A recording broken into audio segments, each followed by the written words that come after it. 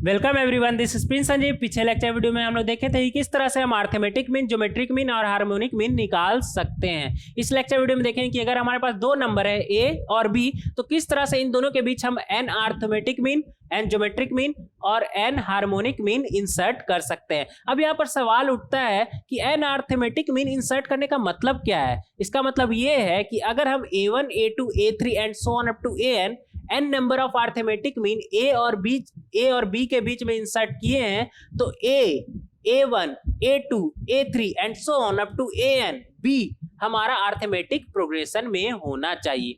अगर ये arithmetic progression में है तो a1 हमारा क्या हो जाएगा, अगर कॉमन डिफरेंस हम मान लेते हैं फिलहाल d, तो a1 क्या हो जाएगा a प्लस डी, a2 क्या हो जाएगा a प्लस 2d, a3 क्या हो जाएगा a प्लस 3d। इसी तरह an क्या हो जाएगा हमारा a प्लस एन डी, तो b क्या हो जाएगा हमारा a plus n plus 1 times of d, a plus n plus 1 times of d।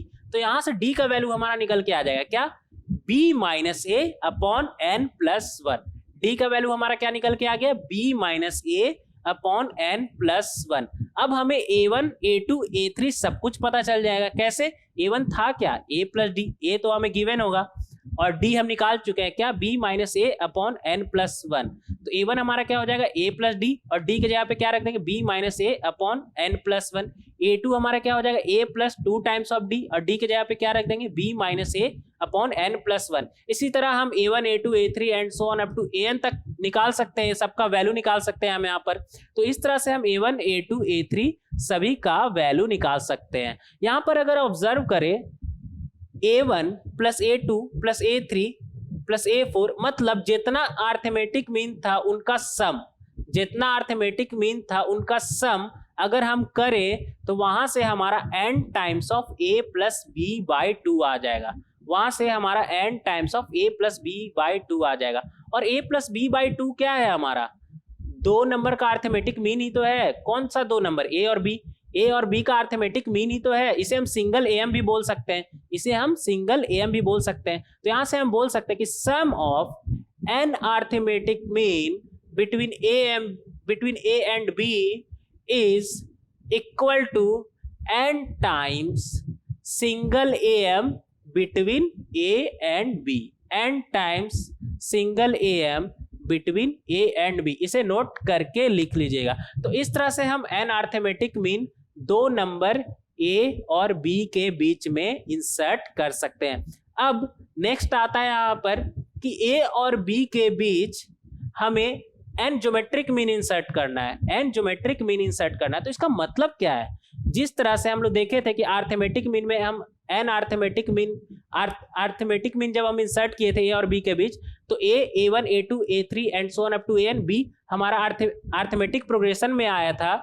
उसी तरह अगर हम एन ज्योमेट्रिक मीन इंसर्ट करें a और b के बीच, n geometric mean let say g1, g2, g3 and so on up to gn insert करें, तो हमारा a, g1, g2, g3, g4 and so on up to gn b हमारा geometric progression में होना चाहिए, हमारा ज्योमेट्रिक प्रोग्रेशन में होना चाहिए। अब इस ज्योमेट्रिक प्रोग्रेशन का हम कॉमन रेशियो मान लेते हैं यार। तो g1 हमारा क्या हो जाएगा ar, g2 क्या हो जाएगा हमारा ar स्क्वायर, g3 क्या हो जाएगा हमारा ar क्यूब। इसी तरह gn हमारा क्या हो जाएगा ar का पावर n, ar का पावर n। इसी तरह b क्या हो जाएगा, b क्या है हमारा gn के बाद ही तो है, तो b हमारा क्या हो जाएगा a r का power n plus 1, a r का पावर n प्लस 1। b क्या आ गया हमारा a r का पावर n प्लस 1।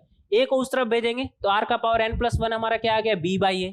तो r हमारा क्या आ जाएगा b बाई a का power 1 upon n plus 1।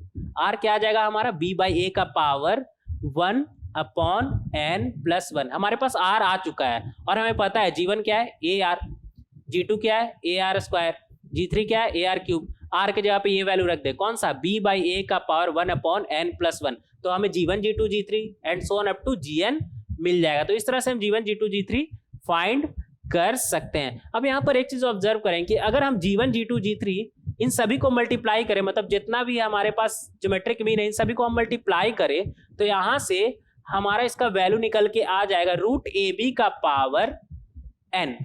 Root A B का पावर n, और रूट ए बी हमारा क्या होता था, सिंगल जीएम बिटवीन ए बी। सिंगल जीएम बिटवीन ए बी हम पहले ही देख चुके हैं, जब मीन पढ़ रहे थे तो हम देखे थे कि अगर ए बी हमारे पास दो नंबर है तो उसका ज्योमेट्रिक मीन क्या होगा, रूट ऑफ ए बी। उसका ज्योमेट्रिक मीन क्या होगा हमारा, रूट ऑफ ए बी। तो रूट ए बी का पावर यहाँ पर n है, मतलब यहाँ पर बोल सकते हैं product of n GM between a and b is equal to single GM between a and b का power n। Single GM between a and b का power n, single GM between A B का power n, याद रखिएगा यहाँ पर।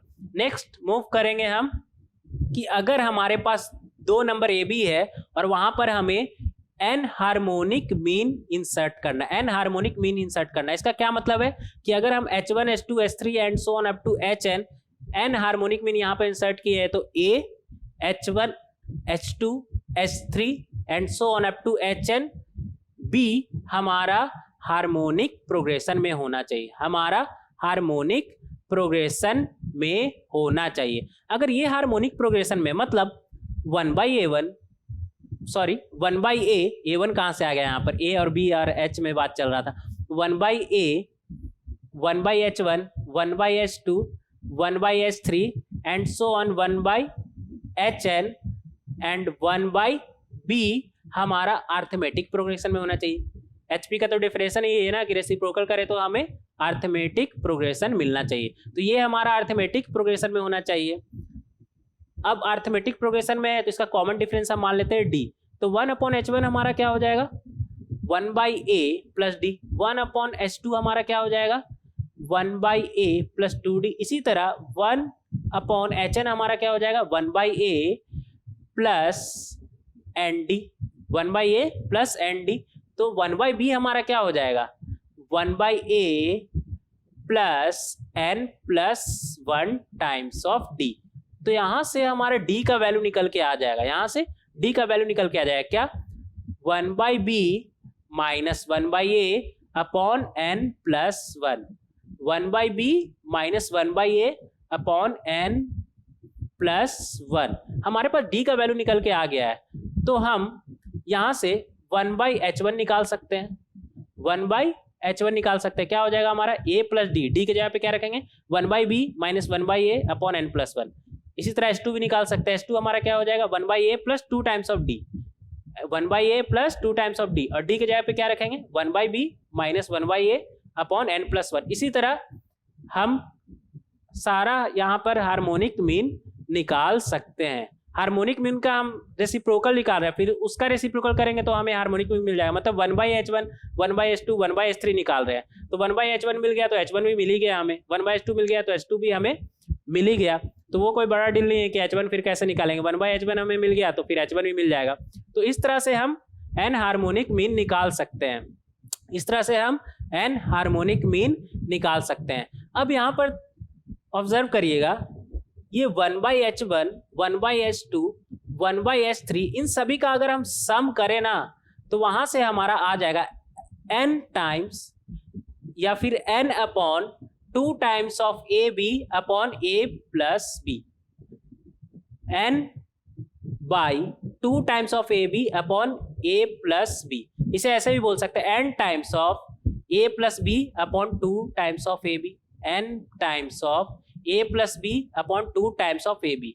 लेकिन 2 times of A B upon a plus B हमारा क्या होता था, single harmonic mean between a and b। Single, normally इसे आप harmonic mean between a and b भी बोल सकते हैं, लेकिन दो के बीच ही है तो इसे सिंगल भी बोल सकते हैं, single harmonic mean between a and b।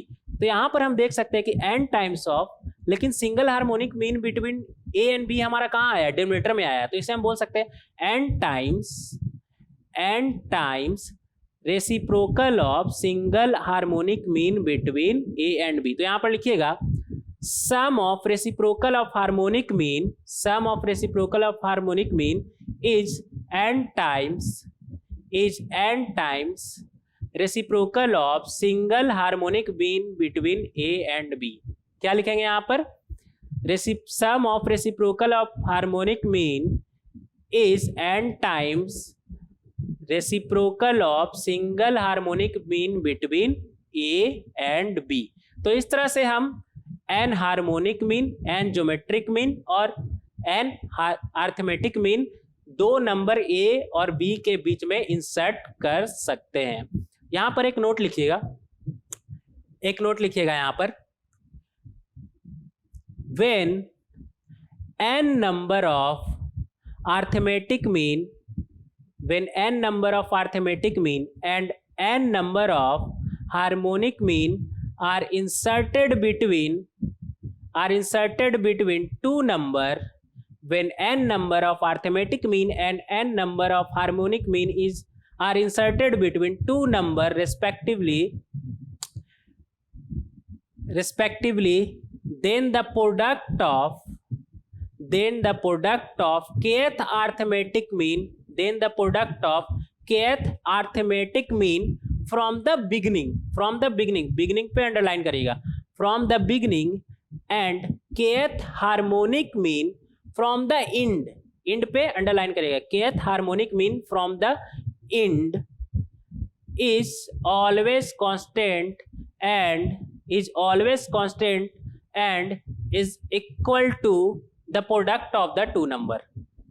लिखिएगा यहां पर क्या, when n am and n hm are inserted, when n am and n hm are inserted between the number respectively, then the product of kth am from the beginning and kth hm from the end is always constant and is equal to the product of number। इसका मतलब क्या है कि शुरू से तीसरा arithmetic में अगर हम n number of arithmetic mean और हार्मोनिक मीन इंसर्ट किए ए और बी के बीच, ठीक है, शुरू से तीसरा आप अर्थमेटिक मीन उठा लिए और आखिर से तीसरा हार्मोनिक मीन उठा लीजिए, या फिर शुरू से चौथा अर्थमेटिक मीन उठा लीजिए और आखिर से चौथा हार्मोनिक मीन उठा लीजिए। मतलब शुरुआत से अर्थमेटिक मीन उठाना है आपको और आखिर से हार्मोनिक मीन उठाना है। जैसे शुरुआत से फिफ्थ अर्थमेटिक मीन उठा लिए और एंड से फिफ्थ हार्मोनिक मीन उठा लिए, तो इन सभी का जो प्रोडक्ट है ना वो हमारा इक्वल होगा,